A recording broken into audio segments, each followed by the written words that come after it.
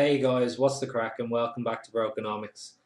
Before we do our dive down into exactly what happened with the MINA launch, I want to give a shout out to a couple of lads on Twitter, at HODLMINA, who an hour and a half before the listing actually started was putting his absolute diamond hands on show with the comment, "Let us withdraw please," not really living up to his name there. And also to FOMO below, who in the absence of any support from Coinlist was just going around Twitter like a madman doing the Lord's work, and doing it in such a polite and respectful way as well. So respect to the two of them.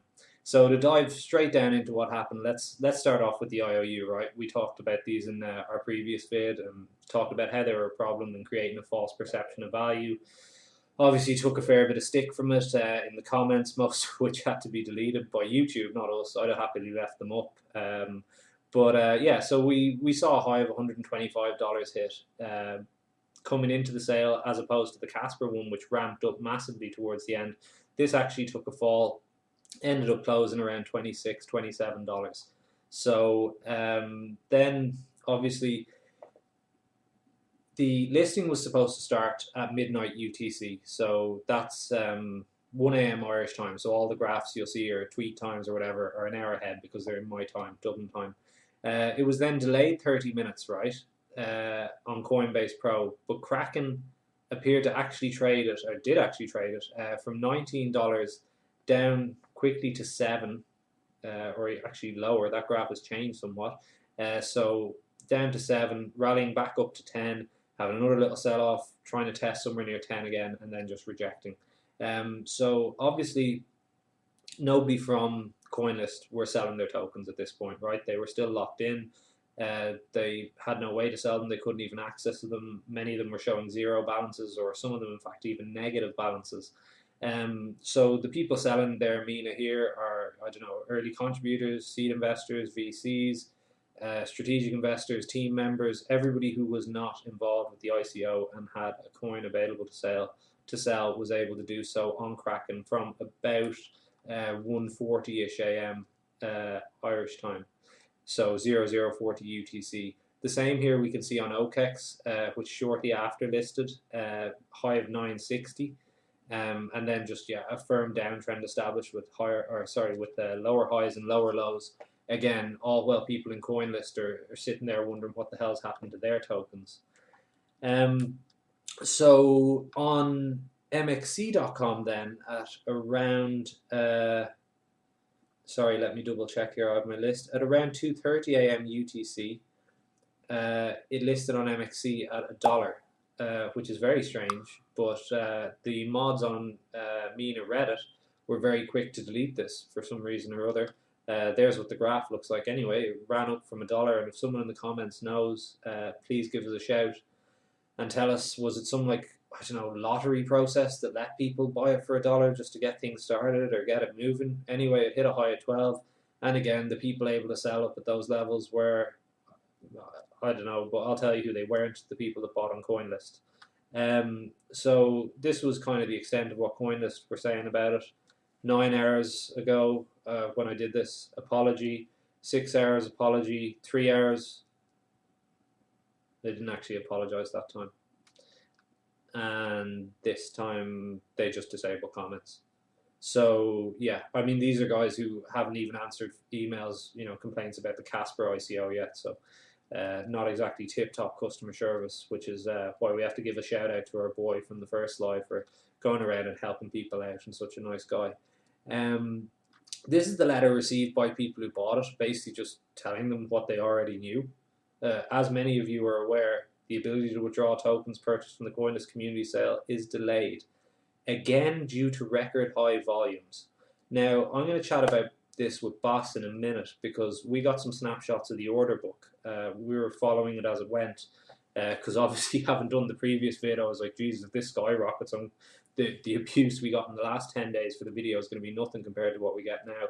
But so record high volumes. So 400,000 people register for a sale. A small amount of them actually get tokens. And then you have an order book that looks wafer thin. I don't know how this corresponds to record high volumes. I don't understand it. it doesn't actually make sense. They can get 600,000 or 400,000 people onto the site for a queue, and they can't get whatever it was, 15,000 people or something like that would have got the 3 options even. Just let us know in the comments. It's not coming to mind the exact number, but I mean, let's be honest, it's nothing compared to the number of people that were actually in the queue in the first place. So yeah, that really doesn't wash for me at all. At all. Here's what the order book looked like, and again, we're going to chat about this with Boss. The price jumped around. They'd like start a price at $3 and then nothing would happen, and then $4 and nothing would happen. And he's still in a situation where I think it was 6 or 7 hours later was the first time he was able to even access his tokens, and he couldn't transfer them to other exchanges to sell them. All while everybody else involved in the project, who did not partake in the Coinlist ICO, are getting rid of their tokens, and they're doing it well. You know, even though Coinlist are involved with me in terms of Coinlist Ventures and in terms of the sale, nobody who owned the tokens wanted to have them on Coinlist, which is interesting. So yeah, just looking to some of the internet's reactions, and I mean, people were justifiably pissed off. All these guys are pretty reasonable, you know, looking at balances of 0 MINA tokens to a poor old Ola Andreev here, who actually had a negative balance of tokens, and to Rana Yasir Hanif, because Coinlists were just stringing people along all night, you know, 20 minutes, 20 minutes, 20 minutes. Can you tell me how long your 20 minutes is? Because mine's been over 2 hours, which, yeah, fair point there, Rana. Can't disagree with you there.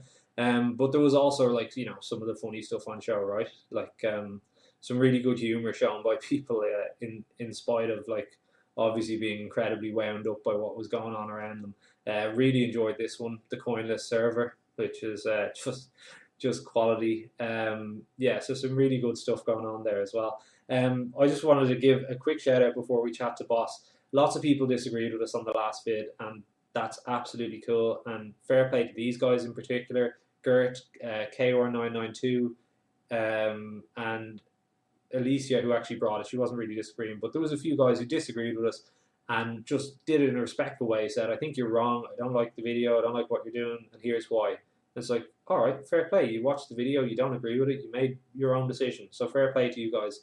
But on that note, I just want to give a shout out to Superfan Horacio Huerta there, who's been spamming us for a while, and also Perongpak, who's promised to do charity for me. So yeah, I appreciate that, but you know, you can save it and spend it on something for yourself. Where you wallet, I will give you, poor boy. Yeah, so cheers, Perongpak. Appreciate it, and yeah, I'll send you my wallet address. It's actually in the description, so if you want to make a donation, we have an ETH, BTC, and BNB address, I believe. So hey, if you want to support the channel and you appreciate what we're doing, feel free to do it. So now that we've detailed like exactly what happened in the breakdown of how this launch failed, really, it's time to really get down to the serious issues. Before we do, quick shill, we have a Telegram. If you want to chat about crypto projects, you want to see or tell us what videos you want to see on this channel, or tell us how we can improve, links in the description, please join. And we have an affiliate to the crypto.com app, which is like insanely convenient, the Revolut of Crypto, and $25 for you, $25 for us. We like to be fair here, unlike Coinlist. And yeah, link for that is in the description as well. Joined by Robin, the big man. How are you, bud? Hey guys, good. Yeah, so what do you think, Robin? Wow, man, it's interesting, Ian. Quickly, like when you made the video about MINA, we were both like, wow, we don't know if this will sit well with people that are kind of invested with MINA, but we thought this is very, you know, important, relevant information. We would like others to tell us about things like that. So and that's why we're here now. Like, you know, if the ICO went smoothly, flawless, we would not have been having this chat.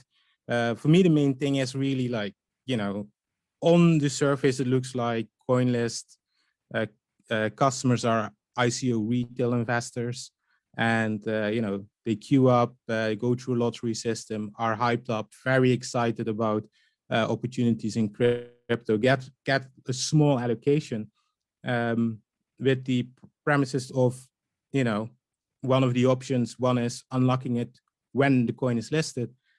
And then when it comes to that moment, suddenly there are all kinds of problems and delays and stuff. We have seen it. So, you know, my question is really, who are the real customers of Coinlist? Because, I mean, I'm not convinced that they're serving these ICO retail investors, right? So that brings us to a point of, is there some kind of conflict of interest? Because very clearly, there were people able to sell these MINA tokens, while the ICO holders didn't even have access to their tokens. So yeah, like, you know, what role does Coinlist play into it? And I think the only two parties that can really tell us about it are Coinlist and MINA in this case. What do you think, Ian? Yeah, well, what you raised, the conflict of interest, it's pretty clear. Like the reason these projects get on Coinlist is because Coinlist Ventures, I think it's called, or Coinlist Seed, are early investors in the project, and then they help move it along and build the hype and generate, you know, sort of fandom of the project. So, you know, there is a conflict of interest there, because not only are they basically a broker for this company in selling the shares, they're also holders of the shares because they're early investors. So it's a direct, like, and I'm not saying that we're not libeling ourselves. We're not saying they are doing this. We are saying it would benefit Coinlist if ICO investors' tokens were delayed, because they hold tokens that then the supply is diminished if the ICO tokens, which are obviously the ones that are released the earliest as well, become a higher percentage of that entire circulating supply. So if you release those tokens late and you diminish the circulating supply significantly, and you are an earlier seed investor that is also having some tokens unlocked, you will be able to sell them at a higher price. That's the reality. And that kind of brings us on to the next point about, you know, if these projects are so tied up with Coinlist, and Coinlist is, you know, good enough for them, then why are the VCs, the strategic investors, the team members, the early contributors, why are they not having their tokens locked on Coinlist as well? Because we're seeing the tokens trading on exchanges, so, and we know that those tokens aren't the ICO investors, so they're everyone else's tokens. So they clearly weren't locked on Coinlist, you know? Yeah. And the question, you know, the big thing about this is, like, you want a level playing field, right? So if you are a ICO holder and you get an allocation, you want to be able to have these options as well. But what clearly happened was that these holders were not able to withdraw their tokens. So that, I mean, that's you're not leveling the field there. And you know, if there were disclaimers about, okay, this can happen, the tokens won't be unlocked at listing, will be delayed at listing, you know, you won't be able to withdraw them.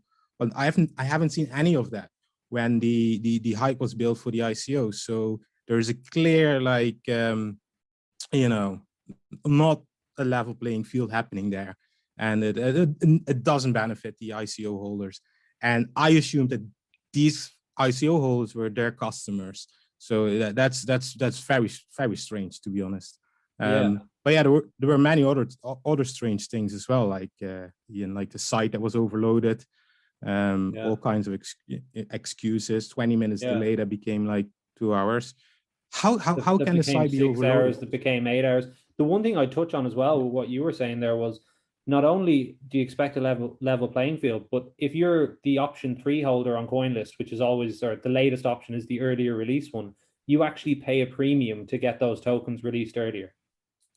If you tie them up for longer, you get them for a much cheaper price. Like we see in the Vega sale, if you take the option 1, it's $5. If you take option 3, it's $15. All of a sudden, option 3 is looking a lot less attractive than it did 24 hours ago on any sale on Coinlist, you know?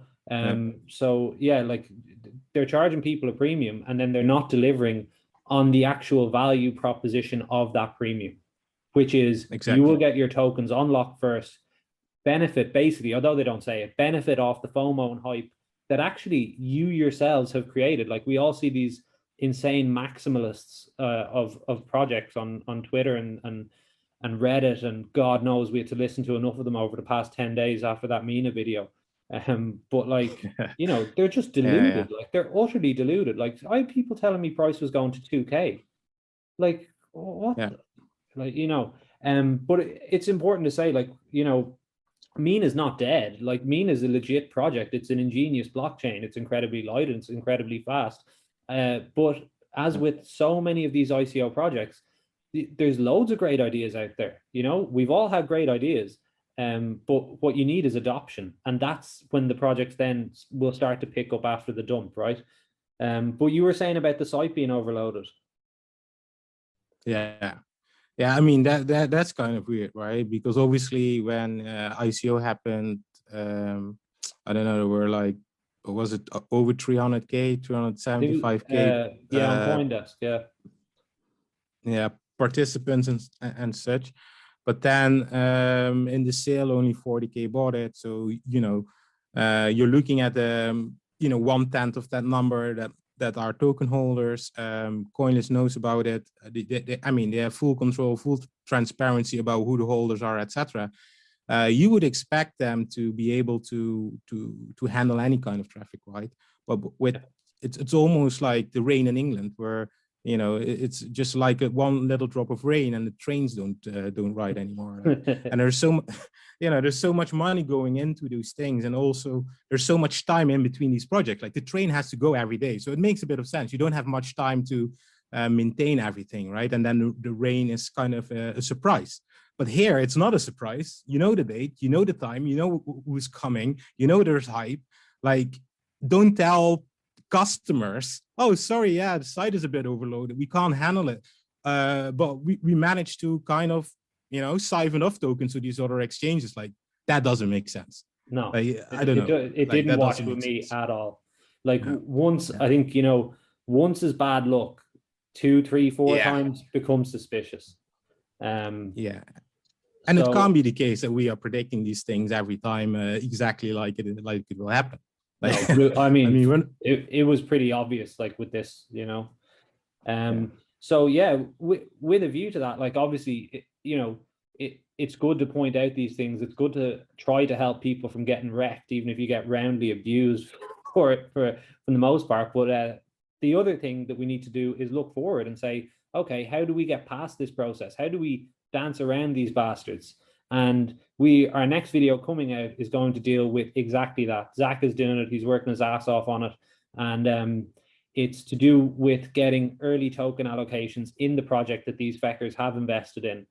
So unfortunately, I think, you know, unless you're going to go completely down the IDO route, you got to play the game to an extent. But at least if you can get in on the ladder at a lower rung and a cheaper rung and an earlier rung, perhaps not having your tokens locked in a Coinlist wallet, having them somewhere else, being the person that's actually dumping on others rather than getting dumped.